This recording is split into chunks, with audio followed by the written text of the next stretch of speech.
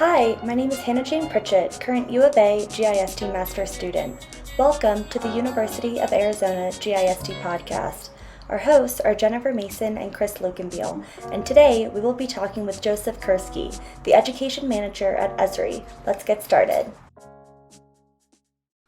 Hi, everyone, and welcome to another University of Arizona GIST podcast. I am Dr. Jenny Mason, assistant professor of practice here in the GIST program at University of Arizona, joined by Dr. Chris Lukenbiel, the director of the GIST program. Chris, if you can wave so everyone knows who you are.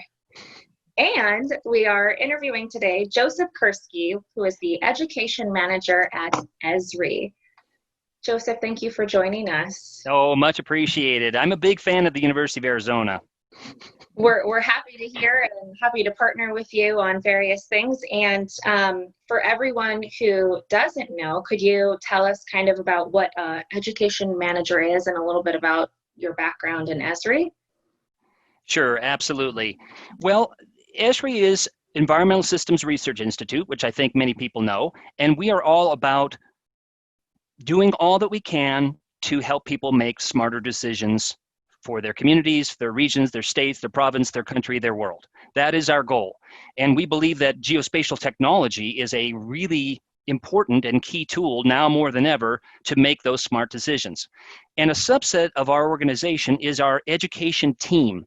And the education program here is the one that I'm on. It is completely focused on helping people like you, Dr. Mason, Dr. Lukenbiel, faculty, students, administrators, campus facility managers, provosts, deans, others, anyone on campus be successful with geotechnology in instruction, research, and then on the campus facilities side of things. So that is our team's goal. And I was sincere when I said I love the University of Arizona. I work with hundreds and hundreds of universities and technical colleges and community colleges, tribal colleges, schools, libraries, museums all over the world. And I think what you folks are doing there at the University of Arizona is what we need to be doing in higher education. So sincerely, I've been working with many faculty, as maybe we'll get into in this interview, on your campus. And anyway, I have great respect for what you're doing there. And I just encourage you, keep up the good work.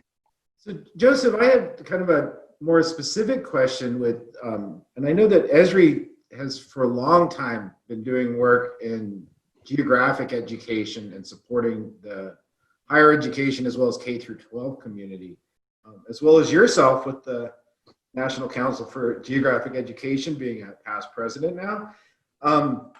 But I know that ESRI's education team is both split up in terms of grade levels, correct me if I'm wrong, but the K through 12 and the higher ed, is that correct? Well, I would say, first of all, both, or yes, we do. First, the education focused program actually started in 1992. So that's one of the things that I tell folks in the education that really don't know, why are you folks involved with education? It didn't just start yesterday, is the point. We are a long-term, we want to be considered a trusted long-term partner for educators at all levels and in all disciplines. More about that later. But inside our team, which is about 14 or 15 people, we have had to specialize a bit so we can get this all accomplished in partnership with you all. So we have a few folks that focus a bit more on K-12. We have people like me that do some of that and some are of higher education, but we're all very passionate about all levels really. But yeah, we've had to specialize a bit just so that we can focus and get this big task of basically global geographic and geospatial literacy ramped up for the future because we so desperately need it. So yeah, good question. So like Charlie Fitzpatrick was a K through 12 specialist, correct me if I'm wrong, was that right? And then yes, he is our K-12 manager. So he oversees the K-12 program. He was a secondary teacher for years, middle school and high school. And we've got a funny story about Charlie because he's given us permission to share it. He tells it many times in workshops. But when he was hired as one of the 3 founding members of the education team back in 1992, he thought, oh, well, I'll have a 5-year job. And by 1997, every school will understand the value of geotechnology and they'll be using it and I'll be out of a job. Well, here it is, 30 years later, and Charlie's still at it. We are all still at it. We were all hired after Charlie, all of us on the team presently, but we share the same passion as we did, when we were hired, and that is this is so critical to not just students' lives and their own, workplace. I'm sure you say the same thing to students, their future pathway, but to our planet, right? I mean, gosh, health, economics, natural hazards, we could go on, but that is really our goal, and I don't like to overly focus on it just because, we're really all one organization. We all have a passion, even people that are in transportation and, working with the Arizona Department of Fish and Game and the Arizona Lands Department. I mean, we all actually have that sort of, just like you both, that geospatial technology and spatial thinking are just so critical.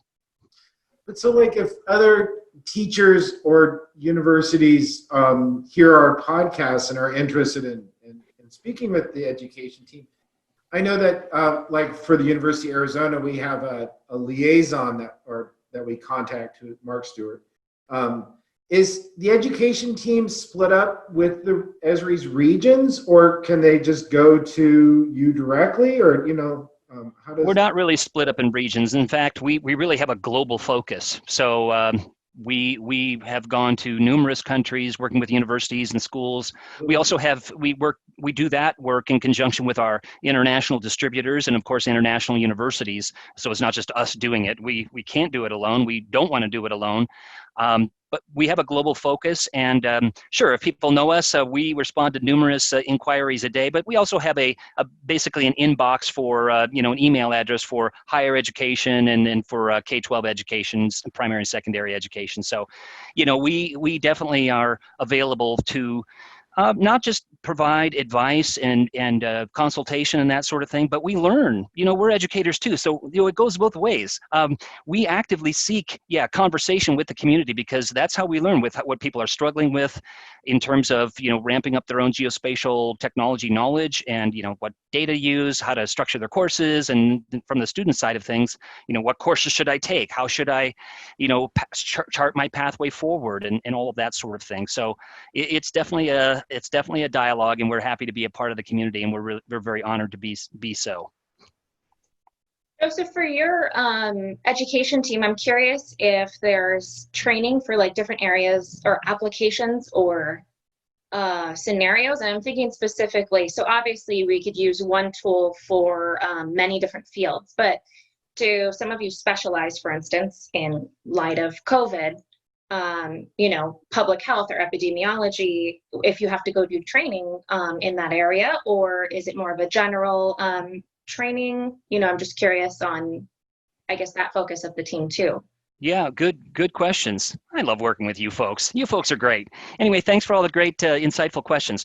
But okay, starting from the sort of a 10,000-foot view, we have really two goals as part of our education focus, and that is the broader implementation of GIS in education. So going beyond geography and city planning, and we're not going to ignore, many of us came out of geography, myself included, and so we're not going to give up on our own peeps, if you know what I mean. But not just geography, geology, environmental studies, city planning, but getting GIS and spatial thinking into business, into health, into civil engineering, digital history and humanities, and so on. So that's the broader part. We just feel that this is too valuable a perspective and a set of tools to be in one or two disciplines on campus or in a K-12 school. So the broader part is one focus, and the other part is a deeper, what you might think of as, so broader and deeper. The deeper part is the notion of GIS in 2020 and beyond as a platform, right? It's not just, hey, I'm teaching GIS and I'm teaching ArcGIS Pro 2.5.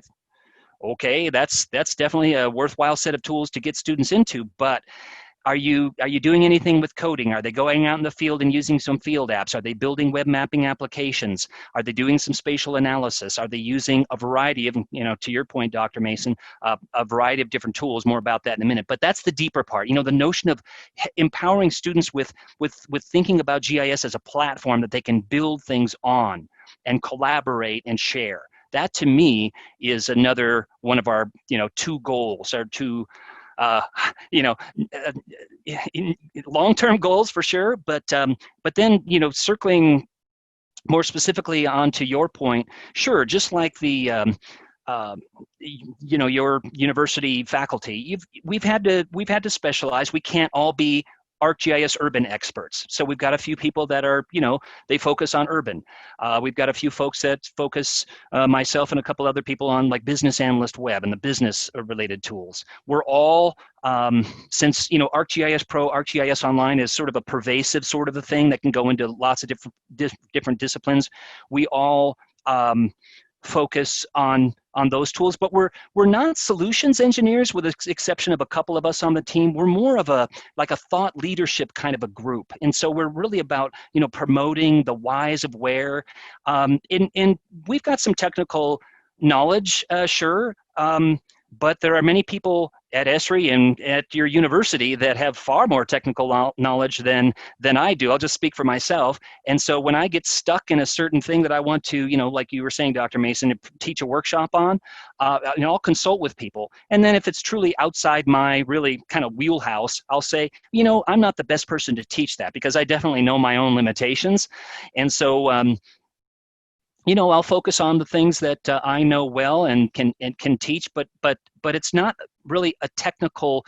It's technical, but it's not just learning the tools for the sake of learning the tools. So what we were going to do at March Mapness there at the University of Arizona, for example, I was going to teach a story maps workshop with Dr. Lukenbiel, and what I was going to focus on was going to be, how do you teach with this? Why would you teach with this? And how can you learn with story maps? What's the value? So yeah, there's some how to do it, but then there's the bigger picture, if that makes any sense, about why this all matters and what areas of the university campus could you use this kind of a tool in.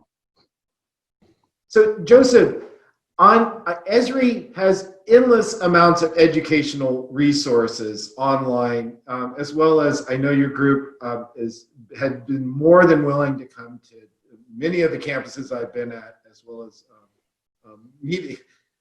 You and I were supposed to meet in Germany at campuses as well this last summer. Mm-hmm. But other than the ESRI training page, if I'm an educator just wanting to get started, K through 12 higher education, what are some of your favorite resources that are out there that might not be as well known that you could share with us, or just briefly? Sure, and I will send you these links so that you can share them as people play back this interview.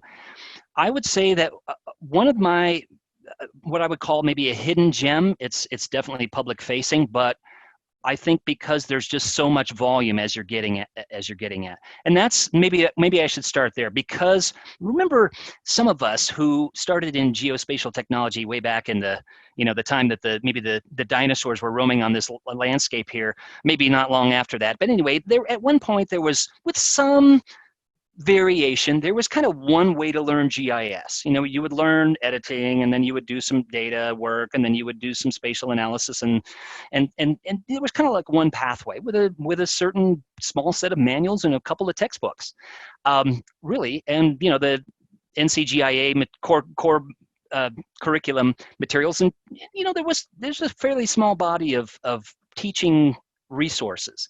Now, the good news is that there are lots of pathways to teach geospatial technology, not just in GI science courses, but in geography and history and mathematics and many other disciplines.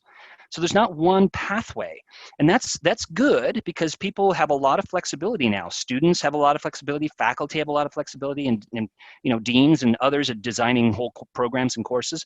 But there is a little bit of, I recognize, an element of uncertainty in that vast, avalanche of resources.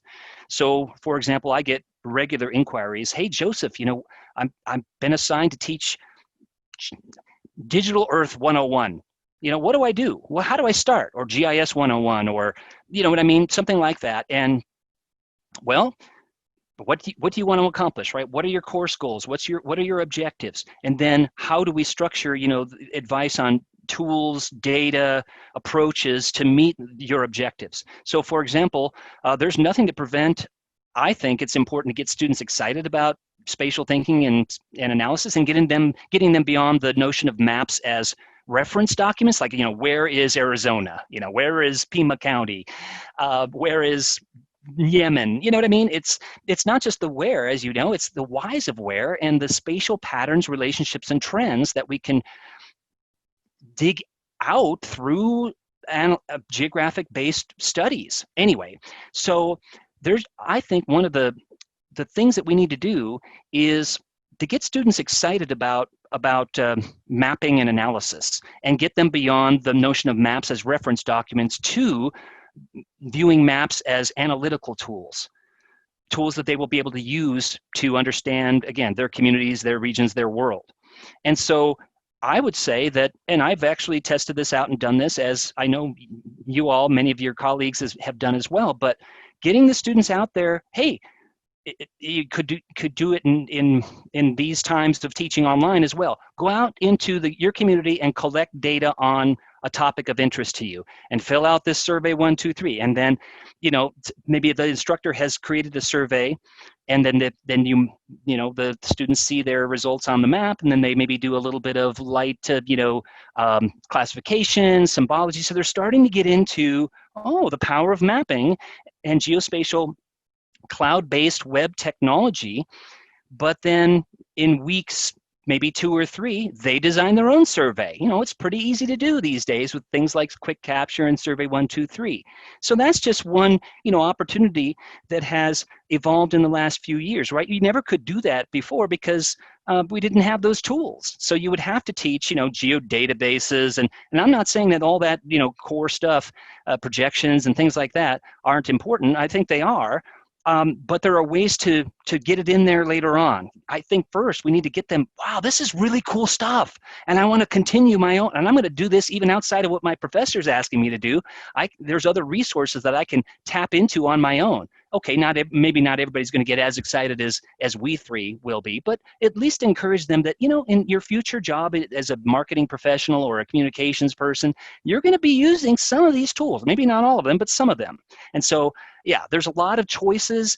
So I would say one of the things that is a somewhat of a hidden gem is the Geonet essays that we've got in the education zone in Geonet. Now, Geonet is a discussion forum for the GIS community. It is a discussion forum. I'm not going to say it's the only one, but our team actually writes education-related essays and guidelines and things like that. So it's taking, existing tools, and then it's the value added to instructors and students is, okay, this is how I would teach with this. This is why I would teach with this. Yeah, exactly. Some of these things in Geonet. So that's one thing I would say. Another one that I would say is I would use, and again, I'll send you some links, some of these really compelling, especially in week 1 and week 2 of a course.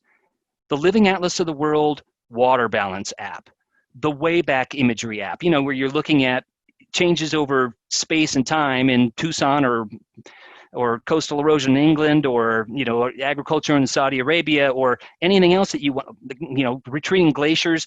Those apps, there's about 10 of them that I frequently use, and they're not all in the Living Atlas, but some of them are, and it takes advantage of the Internet of Things and web-based GIS, and they're the kind of tools that you could use for 15 minutes in class, or you could build a whole mini lesson around. And which is one of the things that we do on Geonet is show people how to build and structure some questions around some of these tools. So, the Geonet guidelines and blog posts, we've got a whole series on, hey, dealing with COVID and teaching online, and how do I virtualize, and how do I use SaaS-based tools, and so on. And then those apps. Also, there's a whole series of Learn lessons, learn.arcgis.com, that many people know about, but some people don't. And then I'd say the fourth one is the MOOCs. Now, MOOCs have been around for 10, 12 years now, and some universities do them. We decided to do them at ESRI in a limited way, but a powerful way. We wanted to get a series of online, massive open online courses created and offered on a sort of a thrice yearly basis. Yep. So the idea is having students go through as a cohort, kind of like an online university course, but we're not trying to compete with you all in the universities. We're trying to supplement what they would do in a university where, hey, there's one on earth imagery, there's one on web coding, there's one do-it-yourself web apps, as you see here. Cartography is a very popular one. Anyway, and all of these have, I think they're compelling. They have personality from the people that are the lead instructors, just like they would get from you as their university instructors. So that's another way of getting, your self-paced learning ramped up. I'll cut it off there. There's lots of different tools and data sets that I love, but kind of threading throughout that, I'm really keen on, as you know from my spatial reserves data blog, I'm really keen on having students be critical of the data. Because nowadays with, hey, data set A, data set B, data set C, and I've got this in ArcGIS Online, and it took me 60 seconds to build this map. Well, do you know where any of those data sets came from? What scale were they created at, right? What year were they created? You can mix and mash up all this stuff, but I really want students to not just accept it because it's a web map, but be critical of it, know its power, but know its limitations, and so on. So that's why I write those essays out on the geospatial spatial reserves blog on data privacy and being critical of the data, and how can you trust the data? How do you know if it's any good, and all that kind of stuff, ethics, etc. So I don't know. Those are a few of my go-to resources, but yeah, we could talk about lots more. So you started talking about how we get students and everyone excited about geography and GIS and analytics. And then you kind of went into a little bit about kind of essential skills and even soft skills, critical thinking, for instance, being an important skill for geographers. And I'm kind of wondering what your thoughts are. Let's say someone's watching this and says, I want to be the next Joseph Kerski. What kind of skills do I need to be successful as an ESRI educator, or, just a general as an educator? And so what have you found really helpful for you in this field and being an education manager? Oh, sure. Well, hopefully people will have, larger and wider aspirations than wanting to be like me, because we all have our own, pathway in this, and we all have a contribution in our own unique ways.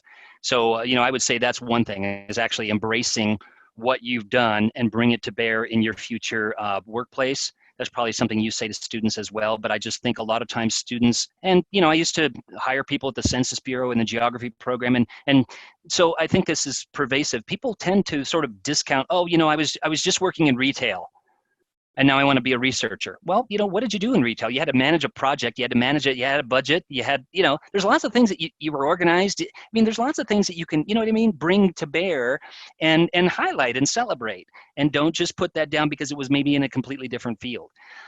So I would say, don't neglect your pathway. And nowadays, as you too well know, with the diversification of GIS into lots of different fields, we're getting a nice diversity of perspectives and backgrounds. And that's what we need, because all of these, right, health, transportation, natural resource, energy, natural hazards, and other problems that we're facing in our world, we need that. We need people with all kinds of different backgrounds. So if we're going to solve these complex interdisciplinary issues and problems that are increasingly affecting our everyday lives, so that's a good thing. And so I would say embrace that. The second thing I would say would be to be curious about the world. Don't just and a lot of folks, they've come up through an educational system where we really don't value that, right? In their primary and secondary years, oftentimes it's, regurgitate things for the test, and then, try to erase that, and here's the next test and prepare for that. And there's a lot of good instruction that's taking place, but a lot of times we still focus, and even at the university level, on that sort of memorization and regurgitation. And what we really are needing to be focusing more on, and not to say that certain facts and content knowledge isn't important. I mean, it is, right? If we're going to be studying ocean currents, we need to have some foundation for how ocean currents work and how it interplays with the atmospheric circulation and so on. But asking good questions, I think, is something we should encourage throughout the educational system. And so I encourage students, hey, ask questions that your professor's not asking. Be curious. Why do certain plants change, in the springtime before other plants? Just ask questions about your world. Why aren't there any crosswalks over here? And this is a dangerous intersection in my community. And maybe that leads to action. So ask good questions, because when they get into the workplace, we at ESRI and other organizations, we're gonna want, and we do already want, graduating students to come into workplaces like ours that are really inquisitive and curious, and they're solving problems. And they're not just solving problems that their team lead says to solve problems on. They're saying, I found this over here, and that's an issue that we need to, that's great that you found that. So that kind of thing is I think important, is being curious about the world, because that kind of leads to, another trait, which is being tenacious. I mean, all of us in geotechnology, it's like, we've got to figure this out. Right? The bell's going to ring, and the students are going to be coming in, or I've got this project and I got to get this done by this deadline. I got to figure this out no matter what it takes. I'm going to put in late hours and to get this thing solved, whether it's solving a certain problem in the software, or dealing with some data set, or framing a problem in a different way. All of that sort of thing being curious leads to, I think, and being passionate and being tenacious. So those are some traits, I think, Dr. Mason, that would be important. And I would just add this also: being flexible, willing to go outside your own comfort zone, not just in your region. Let's go international. Go to another state. Go to another country, and and learn and grow. Also. Go outside your disciplinary comfort zone. So even if you're at a conference, virtual or face-to-face, go to a session, go to a track that's completely outside your, and I'm trying to practice what I'm preaching here too. So, at several AAGs, I went to a social work track. I mean, I don't know what kind of problems they're trying to solve, but there were a lot of things that I learned from that whole track. Don't just go to one paper, go to the whole track and really get that, so you're staying for the discussions and stuff like that. I think that's good for us to do. And many of us came into the field of, geo, enviro as geographers. And, we don't want to neglect the fact that, geography is really intended to be looking at things holistically, not just, you've got your soil geographers and you've got your climate geographers and your population geographers. Sure, it's specialization is a notable thing, a noble thing, but looking at the big perspective, right, is something we shouldn't lose, because that has never been as important as it is nowadays. Looking at the connectedness of, right, the anthrosphere, the hydrosphere, the lithosphere, the atmosphere, and so on, the biosphere. Joseph, I'm always intrigued on thinking about your career track, partially because you and I both graduated from the PhD at the same year. Great year. But that you're reflective of a large percent of PhD graduates that don't get as much publicity, which are those that do not go into higher education full-time as faculty, but find jobs in the professional community. And I think the statistic is over 50% of PhD students coming out these days go into professional workforce.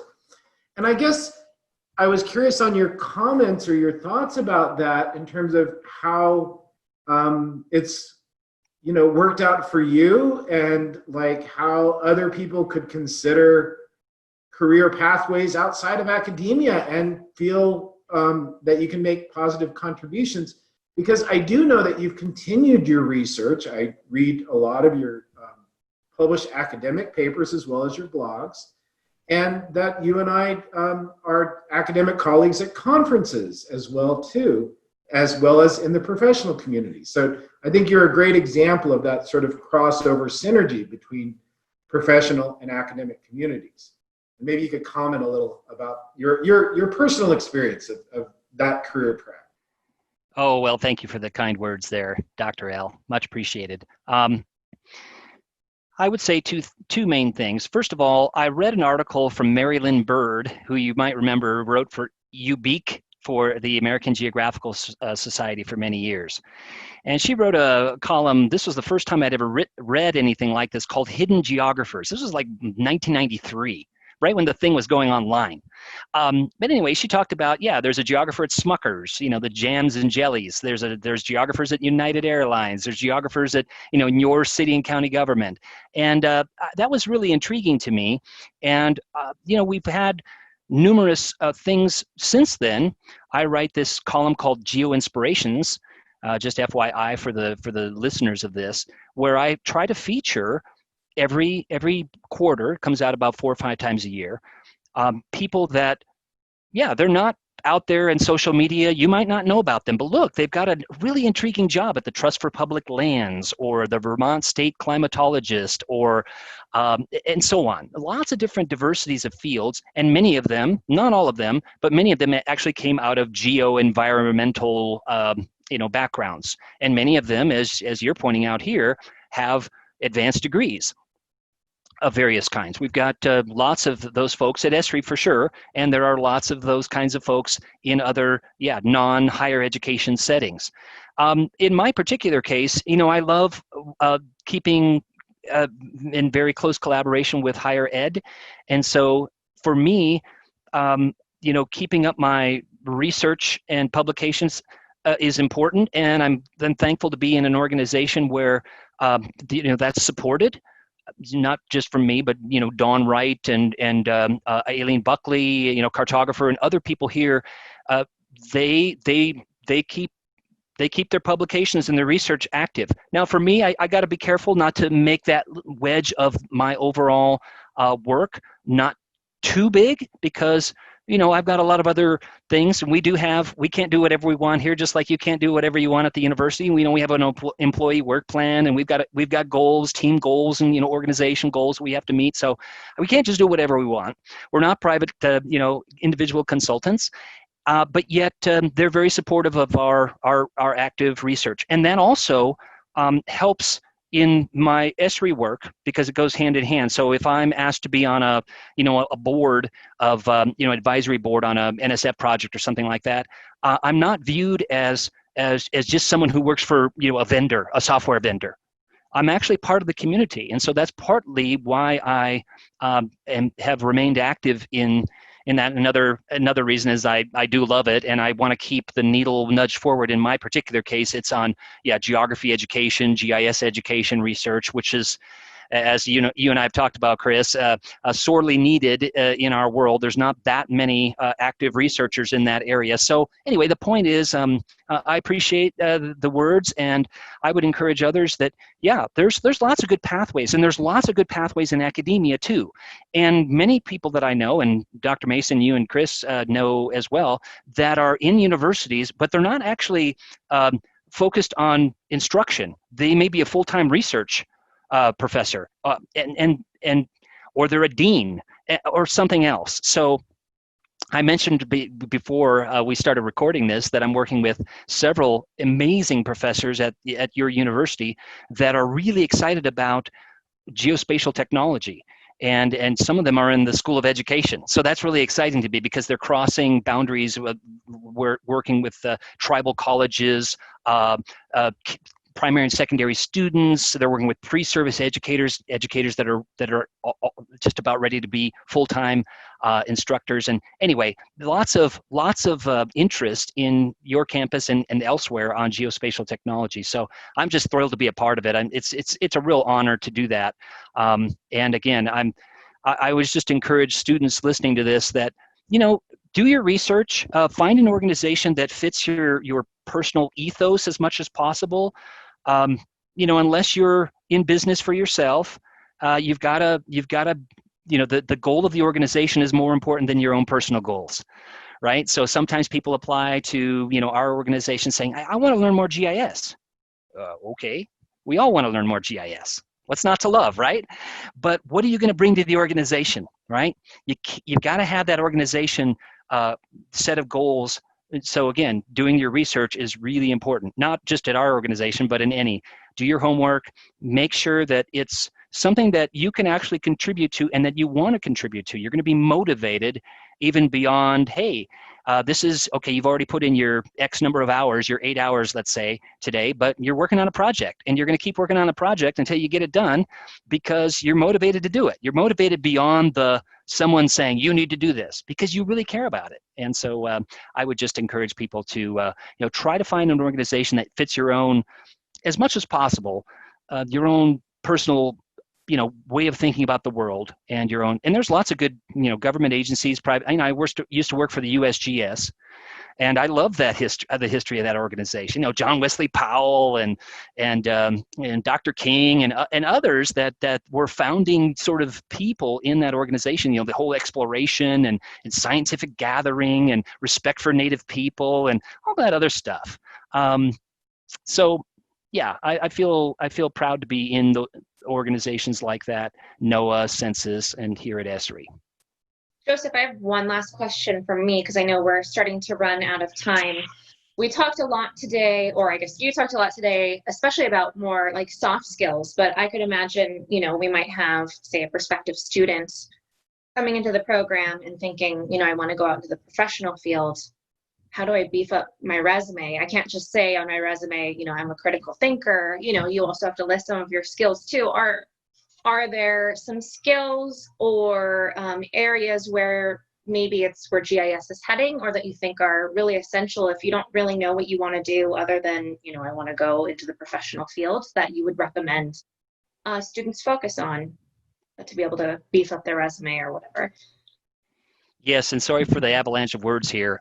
You should have been going, Joseph, stop. But we're all very passionate about this, and again, it's just great talking with you both.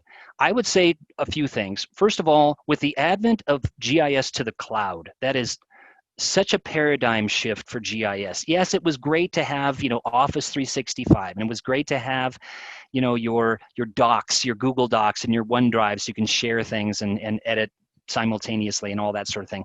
But I just submit that it's even more critical for GIS to have advanced with embracing this cloud-based environment that we're in right now, because of all of these interdisciplinary complex problems we need to share. We need to be collaborating, and it was always very clunky to do, right? When it was all desktop only. It was really hard for Chris and I to share files and data and methods, and not to say that it's super easy now, because these students still need to piece together their skill set through the University of Arizona, for example, and other places where they're gathering these perspectives and tools and skills. And so it's still a complex system, but the cloud has really opened up new horizons and possibilities. So to that extent, I would say the things that this cloud-based GIS world allows us to do. Number one, I would say to the students watching this, embrace as much as possible, machine learning algorithms and methods, artificial intelligence. That's where GIS is heading. Also, not everybody wants to be a coder, but because it's a cloud-based tool, you need to know something about Jupyter Notebooks, Python, JavaScript. Start with the arcade scripting language. Start there. And then go to the developer.arcgis.com site and go through a few of those tutorials where you've got a map and a set of code, and you're altering, line 5 and line 6, and now your map has changed. So there are some gentle, bite-sized, gluten-free ways of getting into this. So, don't start with, something like Jupyter Notebooks. Start with something, again, like I mentioned, and then ease into this. So I would say, embrace at least some aspect of coding. You're going to be asked to develop things in your GIS career, even if you're not a full-time coder. I would also say that 3D is not just visualization anymore. We actually have 3D analytical tools, so embrace as much of those as possible. There are various ways to do that. ArcGIS Urban is a 3D cloud-based set of tools. I would just encourage students to at least dip a few toes into those waters, because that will help with another thing I was going to mention, and that is the sort of blurring of the boundaries between CAD, BIM, and GIS. right? So they were like almost separate communities in the past. And now, with Autodesk and ESRI talking and developing tools together, that's going to be great for not just students' skills, but solving these problems. We spend a lot of time inside, and so it makes sense to have, our campus models, for example, our building models integrated with our GIS for Tucson, for example. So I would say also, have this for students. Tap into those computer-aided drafting and design and the building information management and 3D tools as part of your pathway forward. So that's a couple of things that come to mind. Definitely web mapping application, know how to use the experience builder, web app builder, know how to make story maps and other kinds of swipe maps and things like that. That'll be good. I have a blog essay on start with your own resume, start with your own CV, make a story map out of that. It'll be a fun way for you to sort of dip into the tools, and you can keep it updated and then share it with your prospective employer, and they'll say, oh, but you must know something about WebGIS because here's your CV that's as a story map, for example. So those are a few things that I wanted to mention. There are some others for sure out there, but I think these are they will continue to be important, and as well as fundamentals like spatial analysis methods and spatial statistics, projections, paying attention to metadata, and all those foundational things that you and I, love to teach in courses. Those will continue to be important. I just wanted to close. I'll close with this. I think a lot of students need to know a little bit about GIS. They do, business, economics, etc. And then some students need to know a lot about GIS. They really need to know the fundamentals, whereas a student in the School of Business, okay, I want them to pay attention to map projections and symbology and classification, but they really just want to map their data. So I'm going to focus more on, the data and how to classify and symbolize it rather than all the fundamentals that I think GI science students need to know. So there's various approaches and various amounts of knowledge and skills that students need to have it depending on where they are in their university or career pathway. But yeah, I like where you're going with this. You can't just say, yeah, I could solve problems. I mean, everybody's got that on their CV, but yeah, what specifically can you do? Well, I want to thank you for joining us today, Joseph Kerski from ESRI's education team. Joseph, you've been a wonderful contributor, geo-evangelist, and spreader of spatial thinking in many, many disciplines. And we're much better in the geospatial community for having you and for having your skills and expertise, as well as your passion and energy. So thank you for joining us today. And we look forward to seeing all your wonderful, new and exciting adventures online and in person in the future. In person in the future, yes, I would love that. And thanks for the kind words. We're all in this together. So again, I have huge respect for what you folks are doing at the University of Arizona. So keep up the good work and map on. Thank you. Thanks, Dr. Mason. Awesome.